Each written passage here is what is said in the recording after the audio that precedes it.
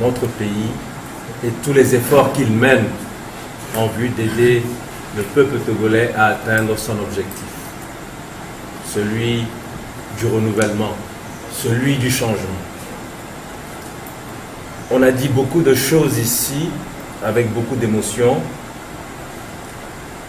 mais je me permettrai d'insister peut-être sur un ou deux aspects concernant les hommes politiques, ceux qui furent ou ceux qui sont encore au sein de la C14. Je vais parler du respect mutuel, puisque c'est un élément sur lequel nous revenons régulièrement ces derniers jours, et je pense que s'il y avait eu un peu plus de respect mutuel, un peu plus d'humilité et peut-être un peu plus de solidarité, nous n'en serions pas là aujourd'hui. Je m'explique. Il y a eu des situations où manifestement certains leaders ou responsables de la C14 faisaient l'objet d'une campagne désastreuse, faite à dessein. Mais je n'ai jamais entendu un autre responsable de la C14 prendre la parole pour dire: je me tiens fermement aux côtés de tel ou tel responsable qui est vilipendé, parce que ce qu'on dit de lui, j'estime que ce n'est pas vrai. Et si je pense que s'il y avait eu plus de solidarité entre les responsables de la C14, ça aurait permis de passer plusieurs caps difficiles. Ça, c'est un aspect. L'autre aspect, j'insiste également beaucoup sur cette duplicité dont Monseigneur a parlé. Disons-nous la vérité. Si on mène une lutte contre un tel pouvoir, on se met ensemble et qu'au sein de ce groupe qu'on a constitué, il y a des gens qui, pour des raisons X ou Y, font des rapports réguliers au régime d'en face, quelle que soit la stratégie qu'on mettra en place, il y a peu de chances de réussir.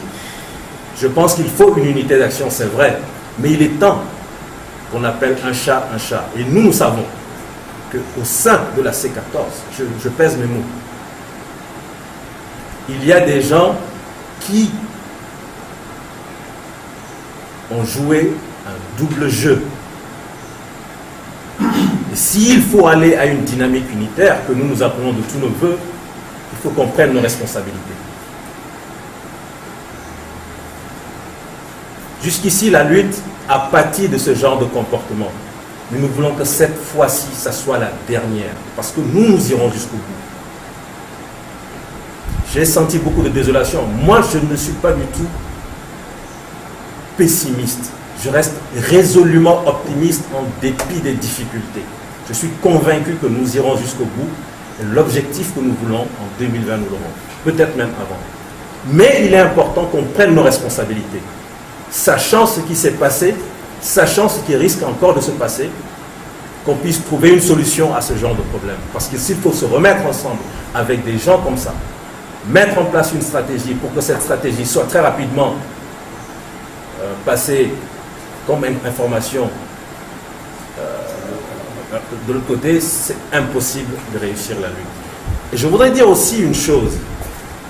Nous sommes en train de nous préparer pour les élections locales. Nous avons la fois dernière au Front Citoyen Togo Debout fait une formation avec un expert.